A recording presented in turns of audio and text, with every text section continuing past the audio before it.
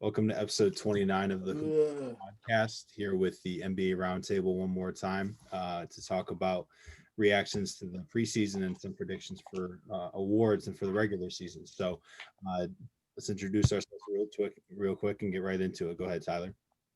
Yo, what's up? I'm Tyler Soleni. You can find me on Twitter at TSOLLENNE. Marcellus. Marcellus Bowie, founder of Legit Sports Stash. You can find me at the Legit CEO on Twitter. Jordan. Yeah, this is Jordan Linedecker. You can find me at Bilo, BILO_LC on Twitter. Probably for the next 12 days, you're going to see me spouting off a lot of stuff about the Ohio State Clemson game. Go Bucks. We're going to get smoked. All right. So this is an NBA pod, so we're going to focus on that. So starting with the our award predictions for the season. So MVP is the first one. So mine is Damian Lillard. We all saw what he did in the bubble.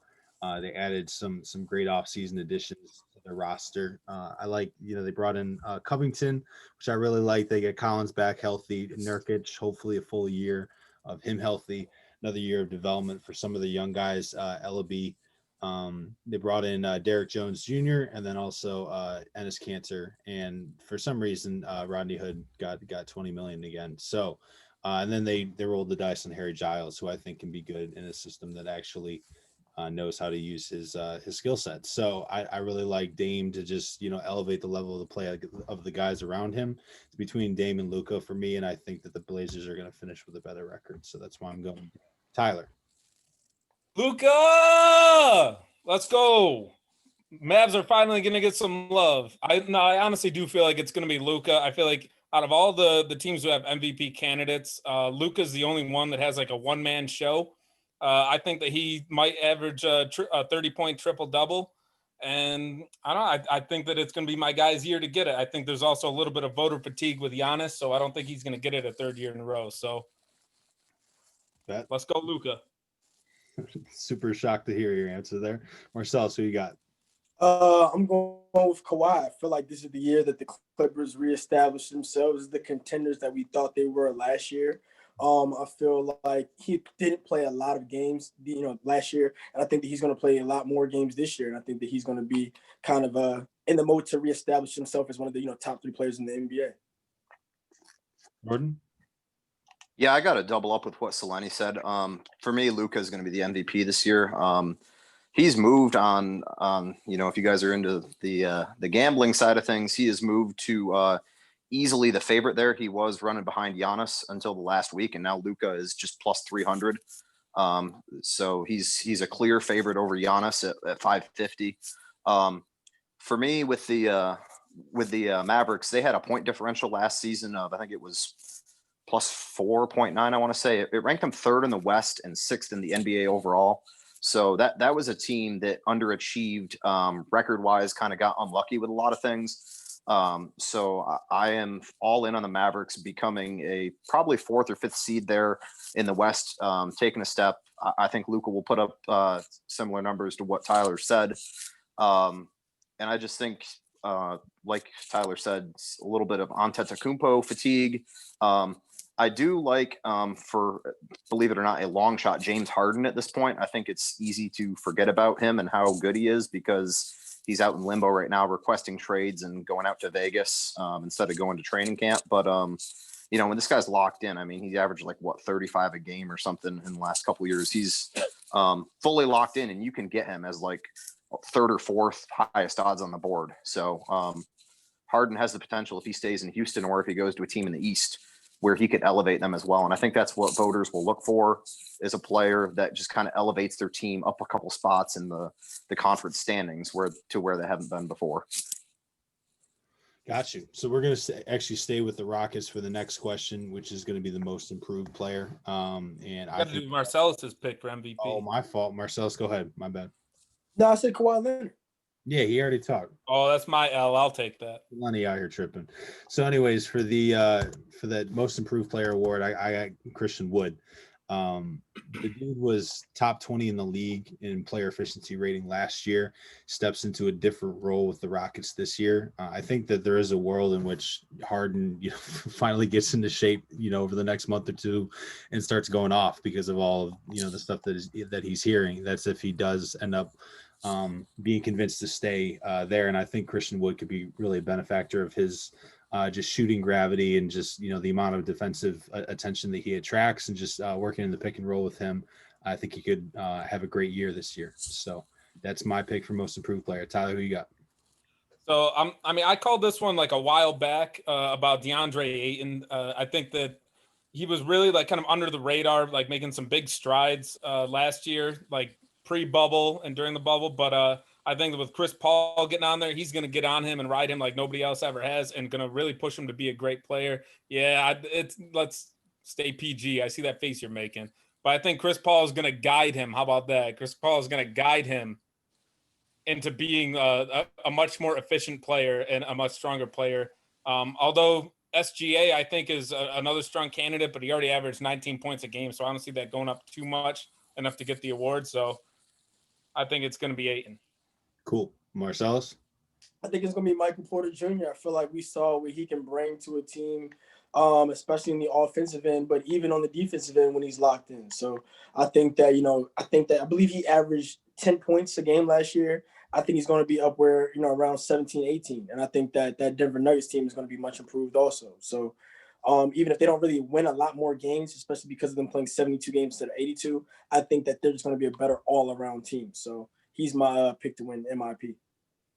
Stepping into a lot more minutes too, assumingly so, with the departures of Jeremy Grant and the good Plumlee, whose name I'm blanking on right now. The good Plumlee. Mason. All right, Jordan, what you got? Yeah, I think I mentioned this towards the end of last season when we were doing a wrap-up pod. But I'm still on PJ Washington with the Hornets here in Charlotte. Last season as a rookie, went late lotto, averaged 30 minutes a game. He got 12 points, about 5 boards, a couple of assists, and he was right around 1 assist and a steal. I think he was like, or block and a steal. He was like 0.8 and 0.9, but he was doing this on fairly efficient numbers. He was 37.4% from 3, 46% just overall on field goals. And the Hornets have shown that they are going to get him on the floor. There's significant talk about him getting run as the small ball center in some lineups there. It's a team that has made some steps to improve around him this season. And it may be kind of a lazy comparison to make, and it doesn't always translate for every single position. But I definitely like these Kentucky players when they come out into the league. I think a lot of times they just get lumped in with a loaded class because Calipari is recruiting those one and dones. And when they get to come out into the league, they get to really show what they're all about. And I do like James Borrego's chops from the Spurs tree of coaching as a just a good guy for development. So give me PJ Washington a little bit further down on the list if you're looking at it by odds. But I think he has a chance to step into a very significant role this year for a team that could improve a bit. Gotcha. So next one is going to be the Sixth Man of the Year award, and my pick for that is Davis Bertans. The efficiency that he was shooting at last year. Let me pull it up right now. This man was shooting the ball at a 42% clip from 3, shooting almost 9 of them a game, with a lot of defensive attention on him. Just the amount of opportunities that Russ is going to create for him. And obviously you have Brad Beal on the other side still doing his thing. All-star caliber scorer there. So I think he's going to get a lot of wide open looks, and he's going to cash them out. So I'm interested to see how his game kind of evolves past that, and kind of breaks out of just the shooter mold type deal. But I think those numbers are going to continue to stay at that same elite level. So Lenny, what you got? So initially, I really wanted to go with Dennis Schroeder, but I feel like looking at the Lakers roster, like he's going to have to start. I mean, they're not going to start Caruso, are they? So instead of that, I'm going to go with Gallinari. It's a stats-based award, and the Hawks are not going to play any defense. They're going to be in a ton of shootouts. When Gallinari is playing with that second unit, he's going to get to lead them. And then also when he's thrown in there with the starters, there's going to be a lot of spacing. He's going to get to play off of guys like Trae Young, and he's going to have like rim runners like Capella, Collins, and your boy Okongwu, who are all going to be diving towards the rim, and he's going to be open for a lot of kickouts. And I think he's going to rack up some numbers. Cool. Jordan? Yeah, great minds think alike. I hate to just piggyback on Seleni's picks, but for the second time, I'm on board with Danilo. I'm just going to let the words he said 30 seconds ago speak for themselves, because that's about what I was going to say. I will throw in a little bit of a homer pick for another one of my guys that's in the consideration for the award, and he was my second choice, with Jordan Clarkson with the Jazz. Really lit it up for the Jazz once they traded for him. This past season, he is going to have a chance to lead that second unit, and it wouldn't surprise me if he goes for probably be closer to 15, but he could really get up there and score 16, 18 a night. He's got a green light to just shoot it really whenever he wants it. And it's been working out a little bit better now that he's on a team that, can surround him with some competent parts. So Jordan Clarkson, he was, I think, 4th in the running last season as well. And that was with, the first third or so of the season being played in the cesspool of Cleveland. So Jordan Clarkson definitely in the running, but I think Danilo takes it because every Hawks game will be 150 to 145 this year. Yes, sir. Marcellus? As my 6th man, I got Avery Bradley. I feel like he's going to be the guy to get the Heat over the edge, to be a real championship contender. I mean, of course, they were contending for championship last year, but I feel like if they had him last year, that they might have been able to beat the Lakers. So I think that there's going to be plenty of games that, who knows how healthy Goran Dragic is going to come back this year. Who knows if Kendrick Nunn is going to have a sophomore slump like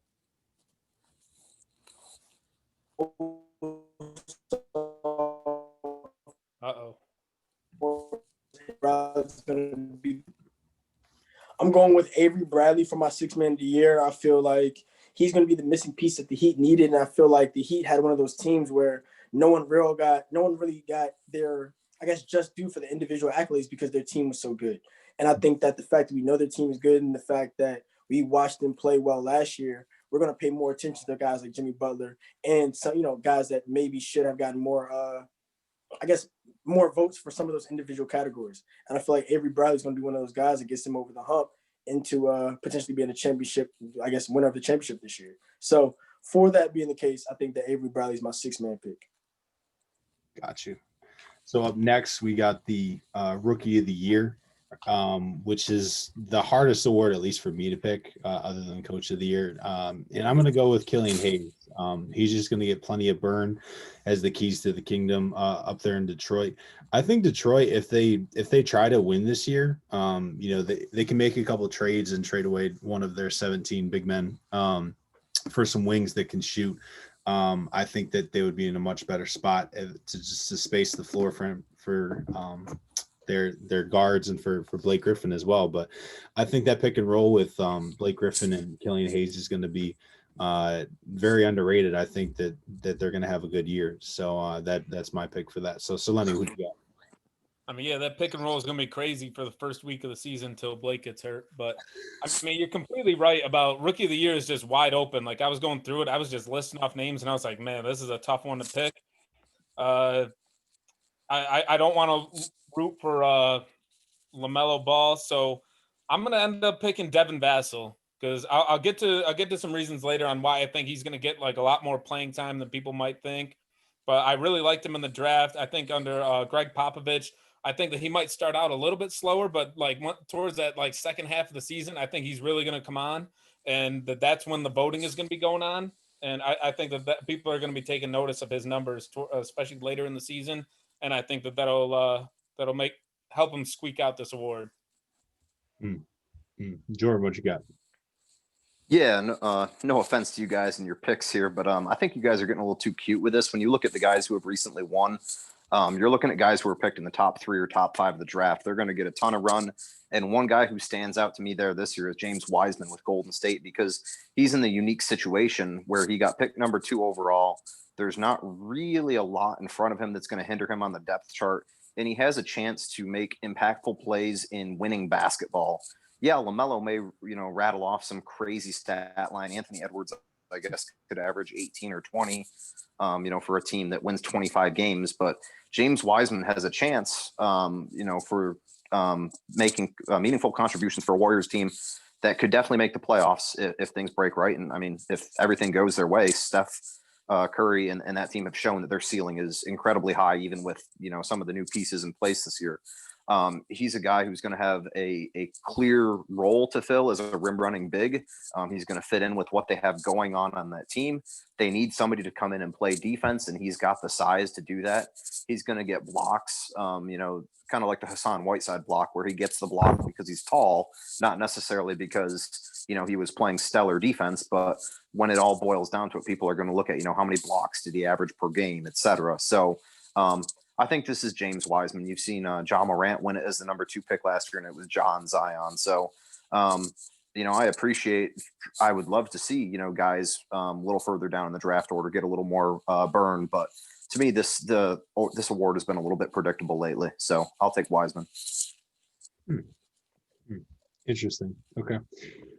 Yeah, I mean, he's definitely going to have the opportunity. I think for sure. So moving on to the next award. Hey, fool, what's going on here? What's going on? I knew you'd skip him.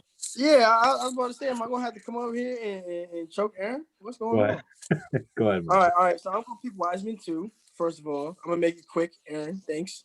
I think Wiseman is going to be the leader of the rookies in blocks and rebounds.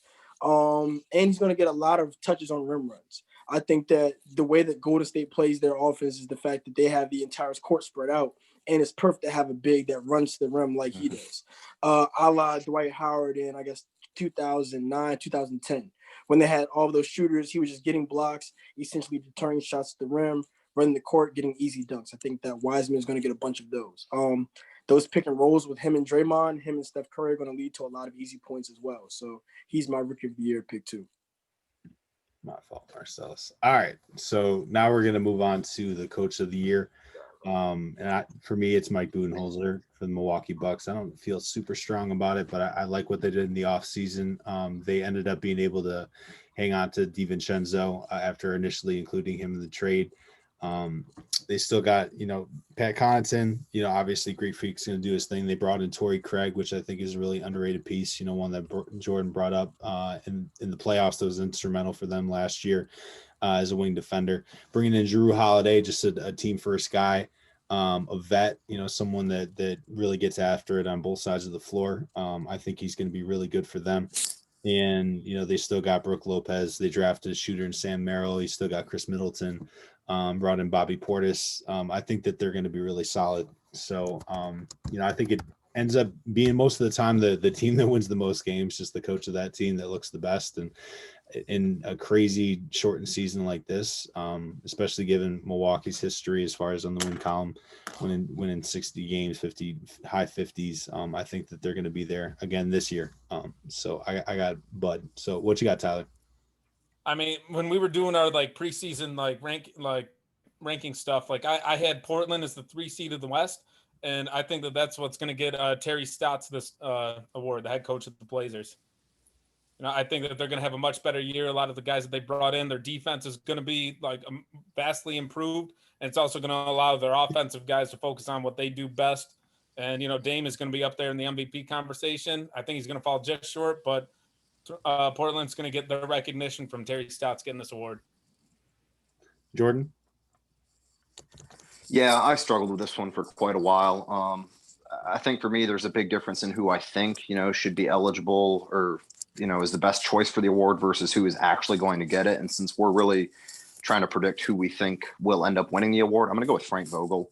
I don't know. It seems like a really lame pick, but I think that the Lakers are primed to do incredibly well this year. People are worried about rest issues with LeBron and AD, but I'm a big fan of what they did this offseason, bringing in a ton of guys around him so that, even if they have to sit one or both of those guys, they'll still be competitive in a lot of games. I have Portland, Dallas, and Utah in some order in my 3 through 5 slots, and I'd love to give Stotts, Rick Carlisle, or Quinn Snyder some rub. But I just don't see any way national writers do that unless Dallas possibly finishes 3 in the West and Luka has some transcendent, clear-cut unanimous MVP season. So like Proy said, I think you look at these guys who coach teams that have the best record and they just kind of end up winning it by default. And you'll definitely see a lot of Frank Vogel on national TV since he's coaching LeBron and AD. So Yeah, Frank Vogel. Grudgingly. Marcellus? I'm going with Scott Brooks. I feel like the fact that they've underachieved. I think the Wizards are underachieved over the last, honestly, 10 years, but definitely for sure the last 5 or the last few years since he's been coach. I think that with Russell Westbrook, they're going to be a team that's definitely in the playoffs and potentially can fight for home court advantage. And I think that a lot of that credit is going to go to Russell Westbrook, which is also going to bounce back to Scott Brooks. So I'm looking at him as potential coach of the year. You got a 30-point scoring, in Brad Beal, and you got a guy that can score 30 in Russell Westbrook that's actually interested in being a point guard from what, all of the preseason reports have been. So I'm looking at Scott Brooks as our coach of the year. So next question, executive of the year. I feel like this award just goes, it should go to, someone that's taking into consideration what the GM did in the offseason in addition to what they do in season. I feel like recently it's been more, who makes a big splash in the trade market, especially near the trade deadline, or someone that, a team just comes on late and ends up winning out, tends to go to them. So I'm going to pick Daryl Morey. And we'll get to more of that later on me kind of flipping how I feel about the Sixers. But, he brought in Tony Bradley and then brings in Seth Curry, knockdown shooter off the bench. But I'm mainly picking him for this award in Vincent Poirier, another underrated signing. But this is more just because I think he's going to make a big trade during the season. I highly doubt that they end the season with Simmons, Embiid, and Tobias Harris on the roster. I think you can move Tobias Harris after boosting his trade value and getting some good value back in the shape of someone that fits their roster and complements their stars a lot better. I don't think this is what the roster is going to look like at the end of the year. And I think that, a trade, opening up the front court and opening up the passing lanes and stuff like that will be huge for their outcome as a team. So I have Daryl Morey. So what you got, Tyler? I mean, I love the Daryl Morey pick. I was on the Philly for having a great offseason, as much as it begrudges me to give that dude some credit. But I think it's between him and LeBron/Pelinka, whoever's really running the show out there in LA, just because of, like you said, like the guys who the teams who have like a strong team are usually the guys that end up getting recognition for this award. But in my heart of hearts, I think the guy who I'm personally going to want to give this award to is actually Leon Rose of the Knicks, because them dudes have finally embraced the tank. And I feel like for getting James Dolan to embrace tanking, that man is doing something. He's got to get some recognition, because it's been like almost 30 years and nobody's been able to convince him until now. So Leon Rose, I see you out there and I want to give you some love. I don't think the winner of a 15-win franchise is gonna be in the running for Executive of the Year award. But you are right. Convincing Dolan to embrace the tank is definitely noteworthy. So what were they doing for the last 20 years, if not tanking? Well, I mean, they thought that they were trying to be competitive. It just like they were just really wrong and they sucked. Incompetent tanking. After this one. Yeah, piggyback off my coach of the year. I just think there's been too much chatter about it already, how Rob Pelinka's won the offseason. And I am, a believer in that camp. I think the Lakers have had the best offseason of a defending champion in a long time. You lock Anthony Davis up on a long-term deal because he's worried about his injury history.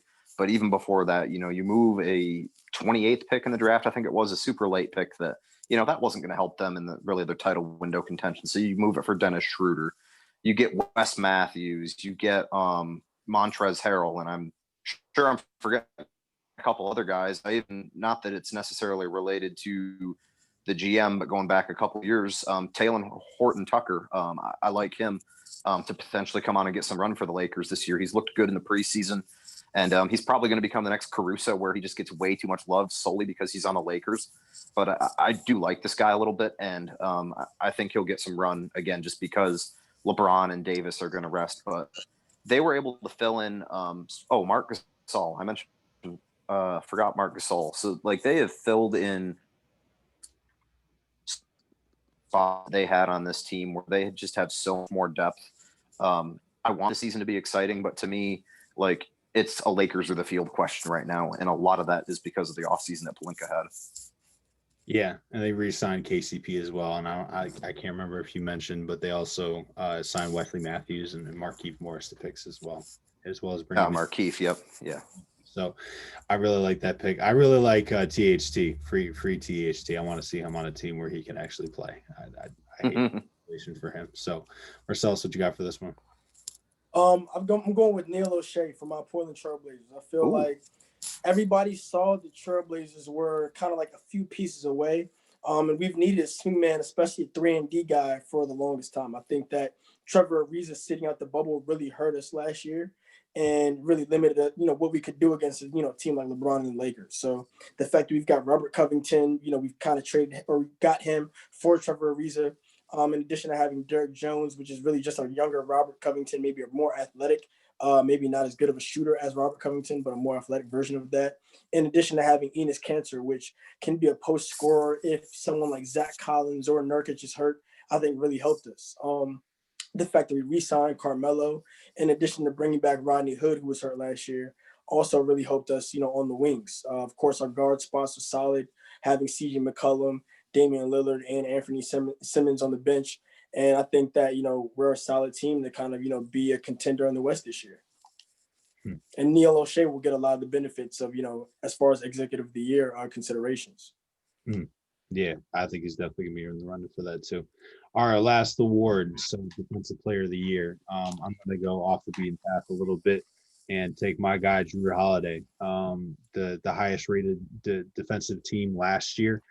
Just based on net defensive rating, adds in a phenomenal perimeter defender that can also switch. I think he can pretty much guard 1 through 3, some small fours as well. There's been some video circulating of him playing pickup with Giannis and playing it pretty well.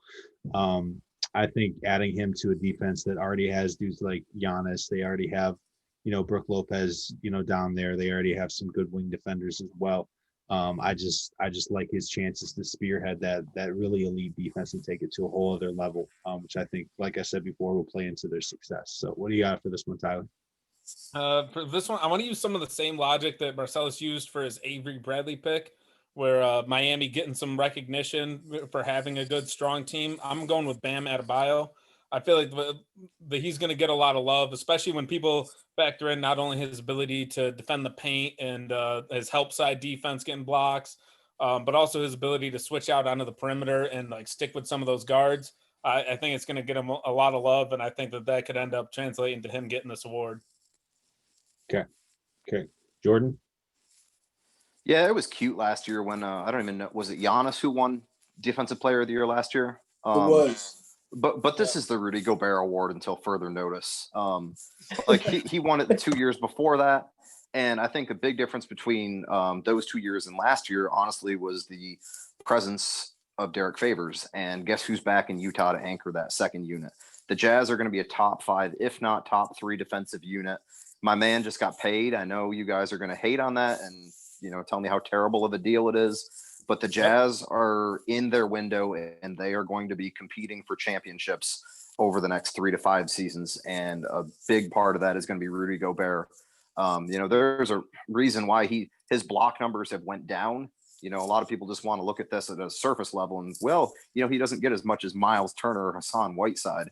That's because people have so much respect or fear for Rudy that they don't even bother trying to go in the post anymore. So this is Rudy's award to lose, in my opinion. I do think there's a few other, worthy candidates out there, but Rudy, this is his award. It's time to put him back on top where he belongs. That microphone toucher. Marcellus, what do you got for this one? I'm going with, for Defensive Player of the Year, Anthony Davis. I feel like last year he came in second to the Greek Freak. And I think that the Greek Freak obviously is a great defender, but I think that Anthony Davis is obviously right there in that category. I think that he has won before. He's probably going to average, between 2.5 and 3 blocks. He's going to get at least 7 or 8, maybe 9 defensive rebounds a game. And he's just actually, even a great perimeter defender. So I think that because of that, the Lakers have one of the best defensive teams in the league, and this may be his year to actually end up winning MVP and Defensive Player of the Year. Now, he's not my MVP pick, but at the same time, I wouldn't be surprised if he did win both. Coming off a year where they picked Greek Freak for Defensive Player of the Year and MVP. All right, let's move on to our next question, which is, did anything stand out to you in the preseason, or a mulligan on one of your takes or predictions in the last pod that we recorded about this upcoming season? So I'm going to start it off, and mine is just the Philadelphia 76ers. I was really harsh on it because I didn't really see them making any sort of movement, and that was just confusing to me. After looking at the roster and watching some of their preseason, at the guard spots, you have rotating between, Justin Anderson, Seth Curry. You bring in a vet in Danny Green that's a great 3-and-D player. That's also a great vet in the locker room to coach up some young guys like Terrence Ferguson. Brought in Dwight Howard to back up Joel Embiid off the bench. Still have Tobias Harris, for the time being. I thought they did a pretty decent job in drafting with bringing in Isaiah Joe. That could be solid. I think in a year or two. I think Tyrese Maxey is going to have a pretty big impact with them off the bench. The dude can just get a bucket. Then you also have Shake Milton, and then some projects and Paul Reed and guys like that. And then not to mention Ben Simmons, the catalyst for this team, in addition to Matisse Thybulle, who just gets after it on the defensive end of the floor. I mean, that's a really versatile team with a lot of different lineup options. With a veteran coach in Doc Rivers to pull the strings. So I think that they could have a pretty good year. So what do you got for this one, Tyler? For this one, I mean, I took it as like who's my or what was my preseason standout. And the thing that really stood out to me, I mean, I know that this is a little bit of a homer pick, but Josh Richardson, watching him, like, man, the chemistry that he has with Luka is insane. Like, that dude is going to get paid this next year. I know it's just the preseason and it's a small sample size, but also in those limited minutes, Richardson has averaged over 20 points a game in the preseason, also going up against the Bucks for 2 of those 3 games. And he's shooting just about 70% on threes, which obviously isn't going to sustain. But, like, if he can shoot around 40% on threes while also keeping up his patented, like, strong defense against guards, man, like it's just a dream pairing that I thought would be good, but I did not think was going to be this good. Like my expectations have been elevated significantly from watching them in the preseason. Jordan? Yeah, I mean, before I get into mine, I think you guys are both really spot on with your takes, especially Richardson. Anybody playing fantasy basketball, that's a nice kind of mid to late round flyer. I think it was 11 of 15 I saw that he was shooting from 3 in the preseason. And yeah, just a perfect sidekick for Luka. As for what I'm looking at this as what I'm wrong about, because I think we all deserve a mulligan every now and then. A lot of us, I myself am included, come out a little strong on things and preaching it like it's the gospel. I was high on the Pistons coming into the season, and high in that I thought they would sneak into the 10th spot and make the playoffs. I have changed my mind on that one. I'm not quite sure really what they have going on there, especially in the backcourt. I mean, you're relying on a rookie in Killian Hayes and Derrick Rose's body to hopefully stay together. Blake Griffin, again, speaking of bodies needing to stay together. I like him when he's healthy. I think he's kind of made a nice turn in his career to changing from kind of a rim running, just like dunking all over your face guy to a guy who's going to be a really good mentor for some of the younger guys on that team. But their offseason was a little confusing with all the bigs they got. You're relying on Jeremy Grant, who, has never really been cast in that sort of role, where now he just got paid $20 million a year and they're going to expect him to produce offensively. So little confused with what the Pistons kind of did there. And I think I overrated a little bit Dwayne Casey's impact as a coach.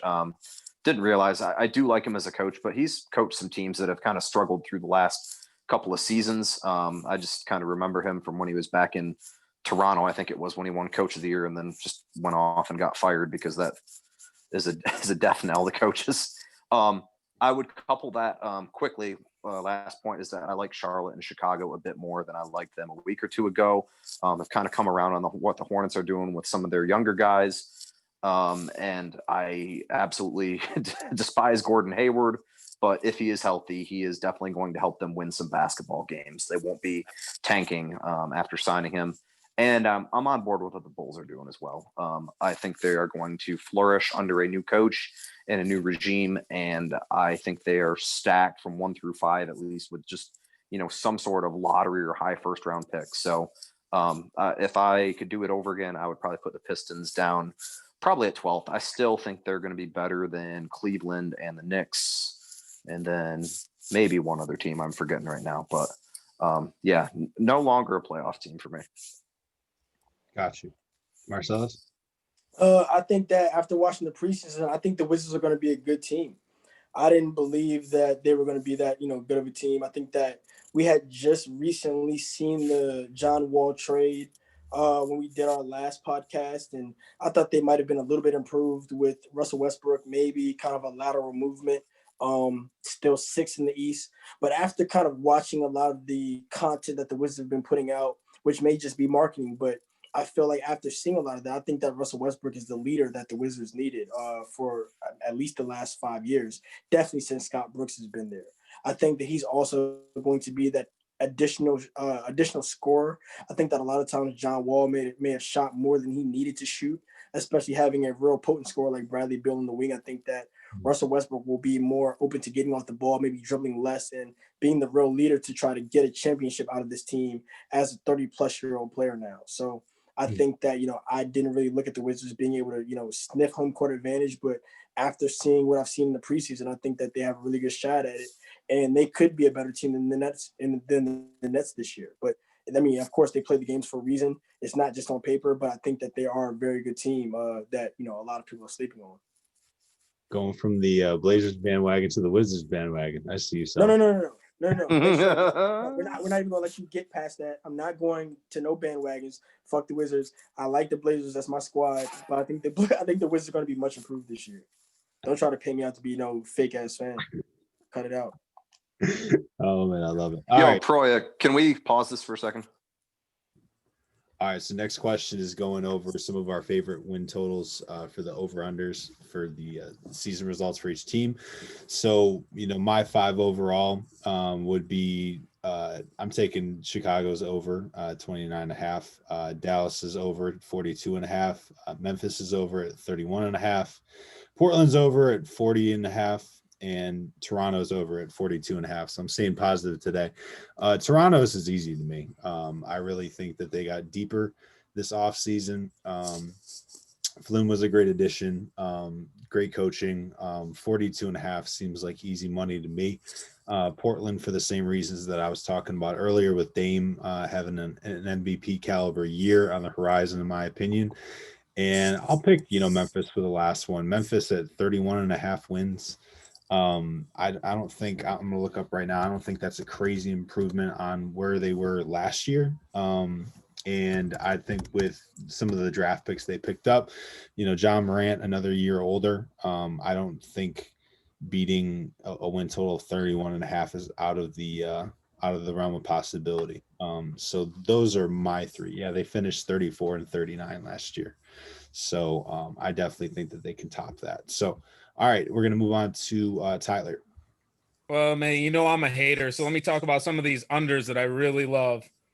I'll start with like Miami. Like I feel like they could be an under because I don't think that they're a team that really cares about their playoff seeding. So like in a year, especially where home court doesn't really mean anything, like I don't see them pushing to get as many wins as possible.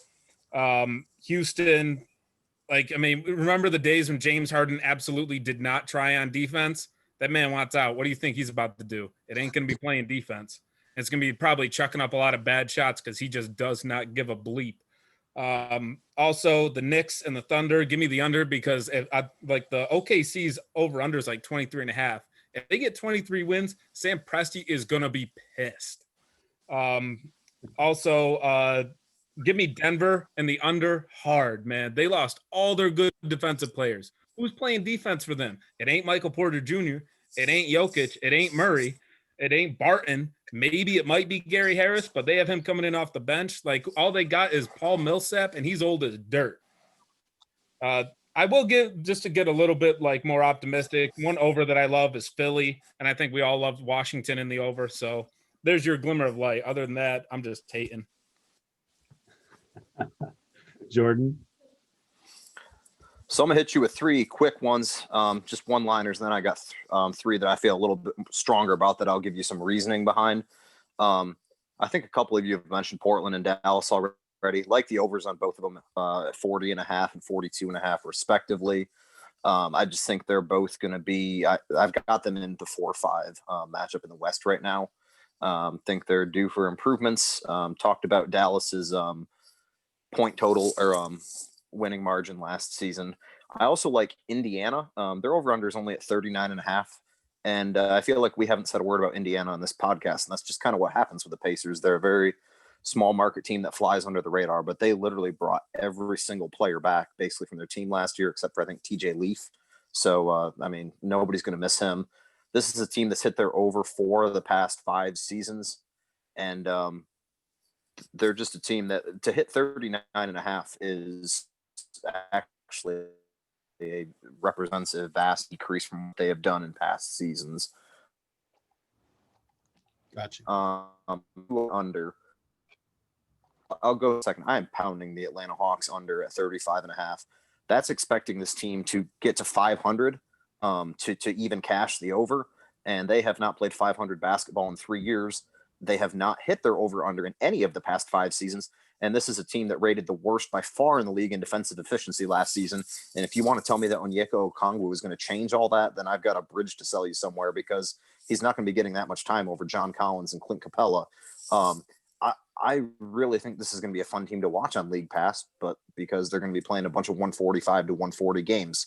Not in on the Hawks has proved as well. I don't think Charlotte, Orlando, or Washington are pushovers. Plus, you have Miami there. Couple overs I like. I like Toronto at 42.5, and I like the Jazz at 41.5. So for Toronto, just flip what I said about Atlanta.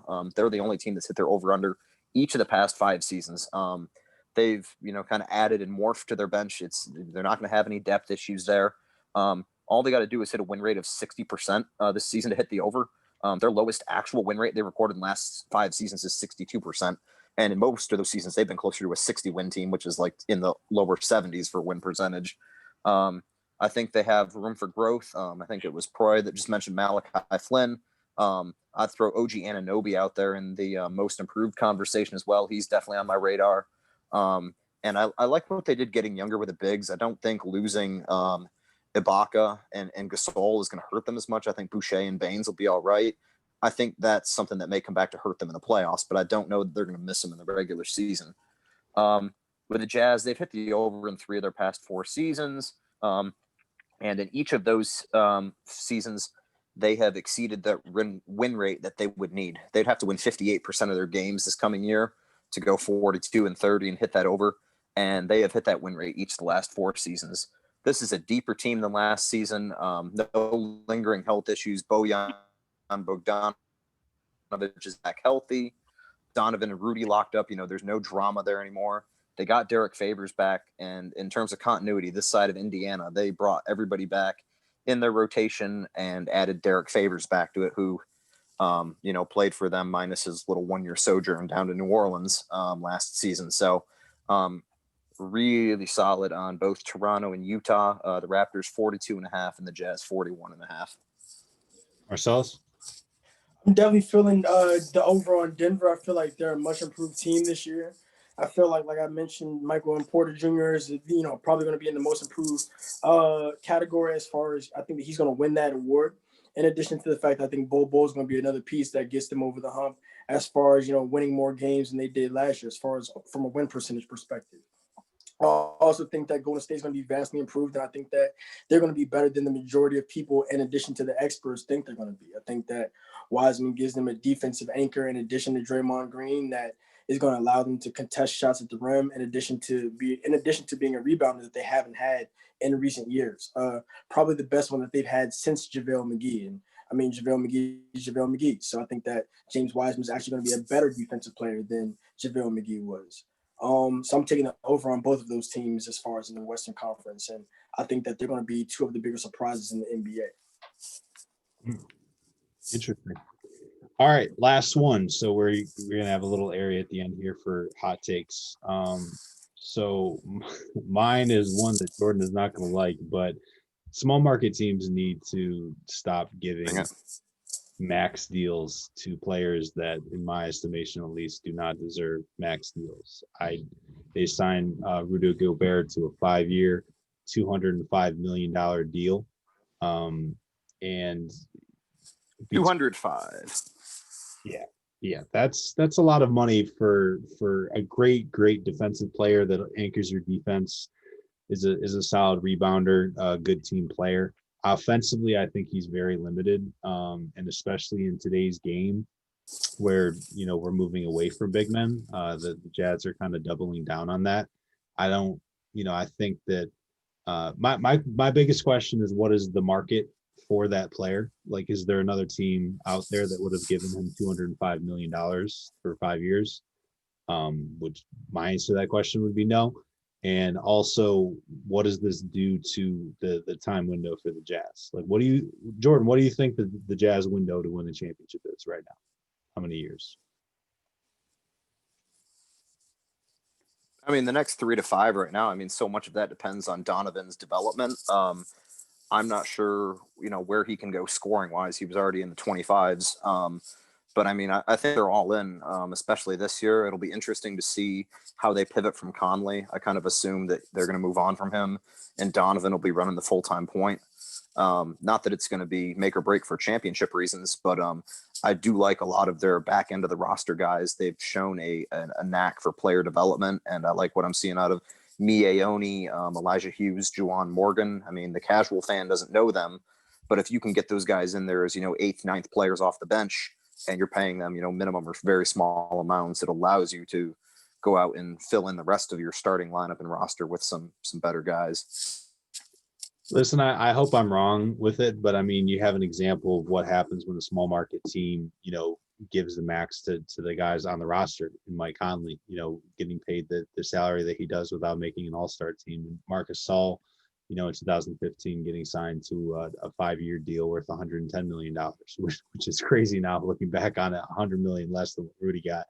But I just think that these are the type of moves that, it's you better win a title within that window, because I think that it really speeds up what you're looking at as far as your projected outcome for that team, and it really better work out, because in free agency, like you said, it's hard to attract good free agents to really smart small market teams. So that's my take. And I don't know. I think they might regret that. I hope I'm wrong, because I like watching the Jazz play. I like good, fundamentally sound defensive teams that play together. So I hope I'm wrong there, but I think that they unnecessarily sped up their window quite a bit and took a big risk that I don't know is worth it. So Tyler, what you got?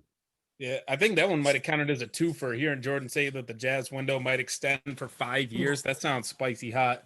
I don't know if a non-shooting Rudy is really going to be contributing to a championship when he's 32 on that type of contract.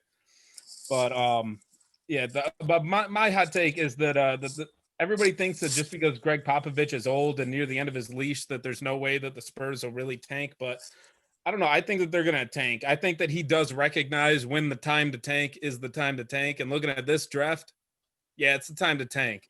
I think that, what are they really going to do? Are they really going to contend for the 8 seed? And even if they do, so what? Then you get smoked by the Lakers in the first round.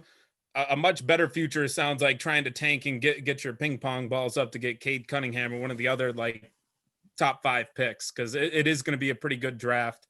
And I think that Greg Popovich, he is a smart guy. I think that he's going to recognize that, and I think that the Spurs are going to go for it.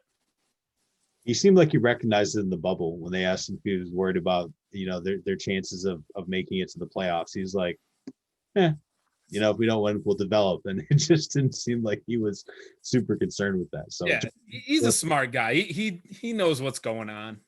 hopefully. Jordan, what you got? Yeah, so this is a little bit of a niche take, and of course I'm going to talk about my Jazz.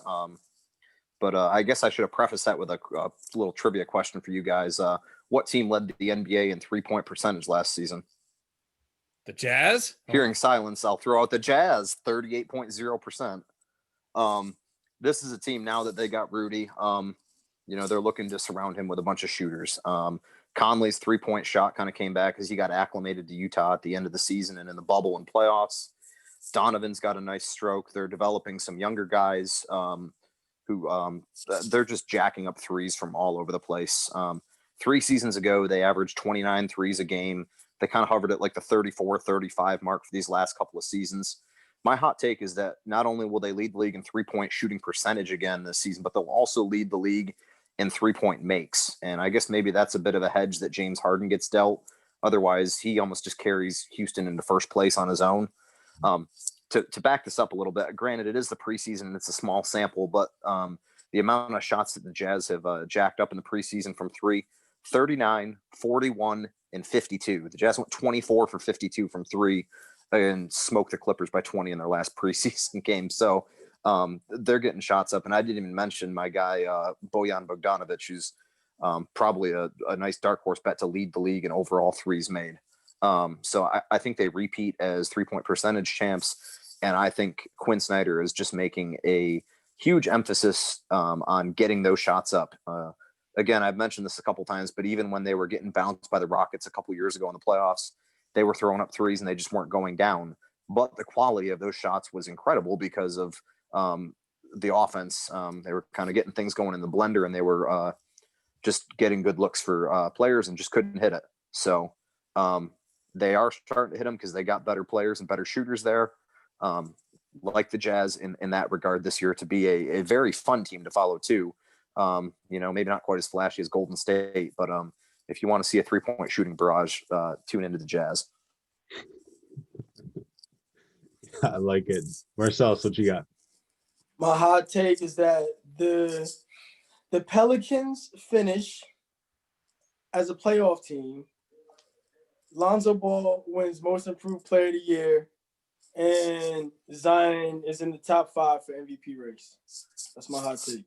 I feel like the fact that Zion shoots 60% goes overlooked way too much. The fact that he scores so much per minute. He's the only player that's been scoring on the same pace as Wilt Chamberlain. I mean, how many people are even mentioned in the same conversation as Wilt Chamberlain as far as anything, let alone points? I think that's being grossly overlooked. And that if Michael Porter Jr. doesn't win the Most Improved, I think that it's going to end up being Lonzo Ball. I think that he's going to be hovering right around a triple-double this year, and they're going to end up being a playoff team. To get a triple-double, you have to score double-digit points. You know that, right? And he averaged 10 his rookie season. So let's get past that. I don't think he's going to Who was that? have offensive opportunities. I missed it. For who is that? Lonzo. For Lonzo. for MIP and Zion for top 5 in the MVP race, with the Pelicans getting a playoff spot. That's spicy. I like it though. Stamp me on that. Stamp me on that. I mean, it's most definitely spicy. You think Lonzo's going to have enough minutes to put up a triple-double? He's going to start. He's the catalyst to their team. He's been the catalyst to every team that he's been on. Yeah, as Selene What if Source his said, they've been three-point trying to get rid of shooting Drew regresses, Holiday for 2 years. Exactly. Right. And here they are. He's gone. And it's the Lonzo Ball show. Did you see how the team plays different when he's in the game? The half-court lob, the touches that everyone gets, the way that the game just flows. He was, playing well right before the quarantine started. So I don't see any reason why he won't do that this year. The shooting stroke has improved. He's been a visionary passer, one of the best passers in the NBA. He doesn't turn the ball over a lot. He plays great defense. I feel like if we gave Lonzo Ball the freedom that we're giving LaMelo Ball, there would be no LaMelo. We wouldn't even be talking about LaMelo this way. Lonzo would probably be an all-star. But we were kind of like all on LaMelo Lonzo, because of the fact that his dad talked a lot. But if we said, oh, look, Lonzo, it's okay if you go 1 for 10. Let's just show you your great pass that you had. He would be, he had a bunch of those. He averaged 10, 7, and 7 his rookie year. So, I mean, let's get past the whole he's not that productive of a player. He had LeBron playing point guard half the time with him playing point guard half the time, and he still averaged 10, 7, and 7. I think that he's still a great player, and I think that he's getting his confidence back. And with somebody like Zion that doesn't need to take nothing but 1-2 dribbles, that's going to lead to a lot of assists, in addition to the fact that they've got great shooters all around the perimeter. So I think that he's going to be in the conversation for most improved player of the year. And Zion's going to finish top 5 in the MVP race, averaging about 26, 9, and 4. Does Lonzo shoot over 60% on free throws or not? 63. Because for his career, his percentages have gone 45, just under 42, and then 56.5. I see 63 this year, with them All end right. up being a 7 seed. Hey man, we hope asked for a hot shooting take, and that's doesn't a hot progress. take. We'll see. Aaron, get the interns to cut this thing up, man. Come on, yo. Chuckleheads podcast, yo. All right, y'all. Appreciate you coming on the pod, and one more time, let them know where the people can find you on Twitter. Yourselves. You can find me at the Legit CEO. Follow our company, Legit Sports Stats, or Legit Stats, and stay tuned for the St. James Super League coming up January 8th. Yes, sir. Yes, sir. Jordan. Yeah, at Belo_LC. Stay tuned for some scorching Dabo Sweeney takes. Stay frosty. Selene. Man, you're not gonna find me on Twitter. I don't use that thing. Use Twitter to record who owes you McChickens. That's really the only reason you're Twitter. That is in my bio. I do got the debt list. Yo, anybody want to make a McChicken bet on the Denver over under? Yeah, get it. Yeah, get at me. Slide in my DMs. All right, y'all. Take care. All right, y'all.